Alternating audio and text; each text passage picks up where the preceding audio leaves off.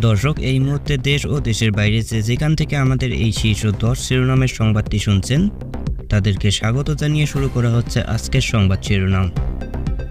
শেখ হাসিনার পদত্যাগের পর গা ঢাকা দিয়েছেন সব এমপির মন্ত্রীরা।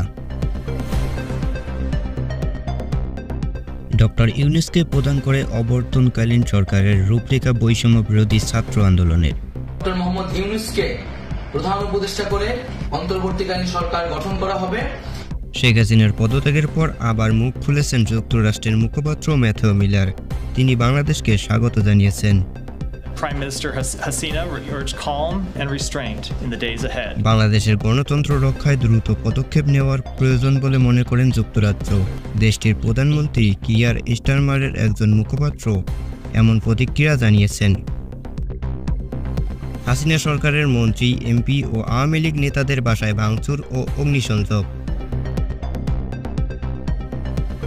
জাতির উদ্দেশ্যে ভাষণে রাষ্ট্রপতি বলেছেন খালেদা জিয়া মুক্তি পাচ্ছেন, যত দ্রুত সম্ভব নির্বাচন। আহ্বান জানান ছাত্র নেতৃবৃন্দ। সরকার পতন আন্দোলনের সংঘাতে একদিনেই নিহত হয়েছেন 109 জন। বাংলাদেশে শান্তিপূর্ণভাবে ক্ষমতা হস্তান্তর ও জবাবদিহি নিশ্চিতের আহ্বান জানিয়েছেন জাতিসংঘের মানবাধিকারের প্রধান। সব শিক্ষা প্রতিষ্ঠান, সরকারি অফিস আজ মঙ্গলবার থেকে খোলার ঘোষণা জানিয়েছেন আইএসপিআর।